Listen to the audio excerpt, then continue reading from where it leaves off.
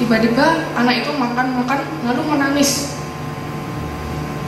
Nah, si tukang bakmi bingung, loh kenapa menangis? Mosok tak kasih semangkok bakmi aja menangis gitu ya.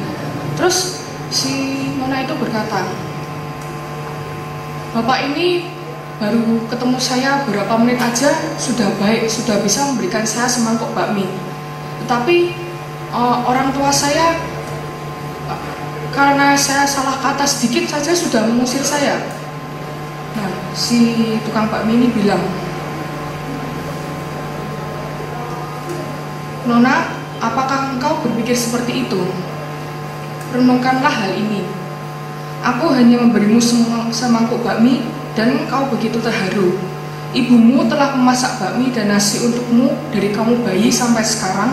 Mengapa engkau tidak berterima kasih kepadanya dan engkau malah bertengkar dengannya? Si anak ini langsung nangis, langsung berpikir, mengapa aku tidak berpikir sejauh itu? Untuk semangkuk bakmi dari orang yang baru kenal, aku begitu berterima kasih. Tetapi kepada ibuku yang memasakkan untukku selama bertahun-tahun, aku bahkan tidak memperlihatkan kepedulianku kepadanya.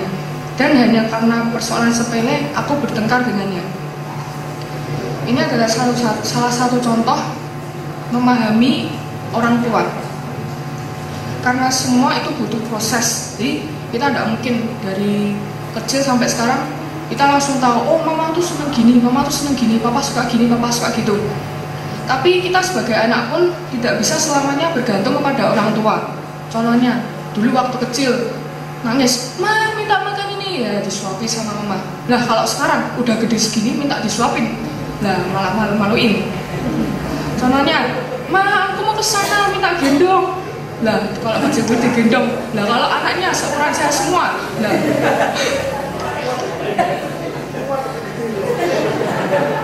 Lalu saya ambil contoh kedua, yaitu aku belajar berperan sebagai umat Konghucu. Saya pun mengakui bahwa agama saya Konghucu. Kalau adanya, apa agamamu? Tunjukkan KTP, ini lihat agama saya Konghucu. Kalau setiap kebaktian, datang kebaktian pakai baju rapi, bersinar-sinar gitu. Terus orangnya datang ke Lidang, tapi hatinya ini yang belum datang ke Lidang.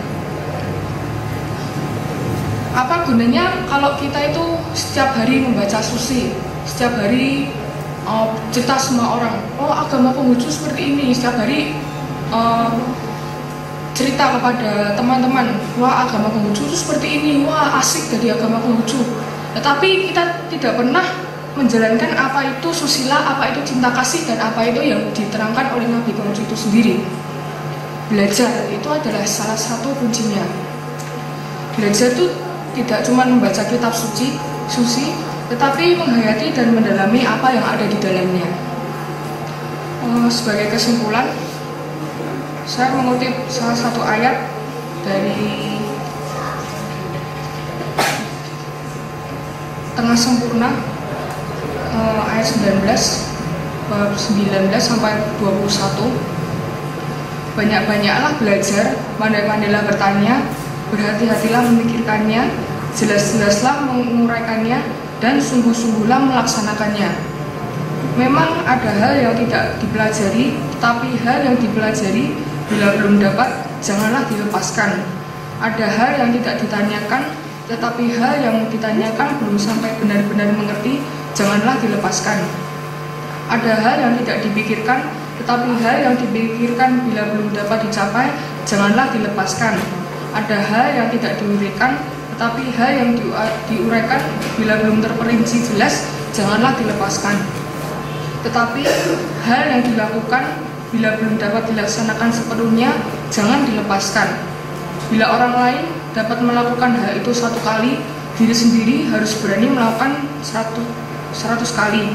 Bila orang lain dapat melakukan dalam 10 kali, diri sendiri harus berani melakukan 1000 kali. Hasil yang dicapai dengan jalan ini, sekalipun bodoh akan menjadi mengerti, sekalipun yang lemah akan menjadi kuat. Di sini saya juga mengambil kesimpulan bahwa belajar itu harus dimulai sejak dini. Karena sering berjalannya waktu, jika kita belajar terus dan terus belajar, sering berjalannya waktu akan terbentuk pula kebijaksanaan dalam diri kita. Dan dalam belajar itu sendiri, janganlah membatasi waktu dan tempat. Galilah ilmumu selagi mampu. Karena belajar merupakan proses dari tidak tahu menjadi tahu, maka jangan takut untuk bertanya. Belajarlah semaksimal mungkin dan gunakan kemampuanmu untuk dapat bersaing secara sehat. Dan jangan berkata tidak jika kamu belum mencoba. Nah, sebagai penutup, saya mempunyai sebuah cerita lagi. Itu tentang seorang pembuat jam. Dia pada satu hari dia membuat jam itu sudah hampir jadi. Lalu dia bertanya kepada jam itu, "Hai jam, apakah kamu sanggup untuk berdetak paling tidak 31.104.000 kali selama setahun?" Jam itu menjawab, "Hah? Mana mungkin aku bisa berputar selama itu?" Lalu si pembuat jam itu bertanya lagi, "Bagaimana kalau 86.400 kali dalam sehari?" Si jam itu bergumam, 86.400 kali dengan jarum yang rapi-rapi ini? Tidak mungkin, jam itu menjawab. Lalu, bagaimana kalau 3.600 kali selama 1 jam? Dalam 1 jam harus berdetak 3.600 kali, banyak sekali itu. Tetap saja jam itu ragu-ragu.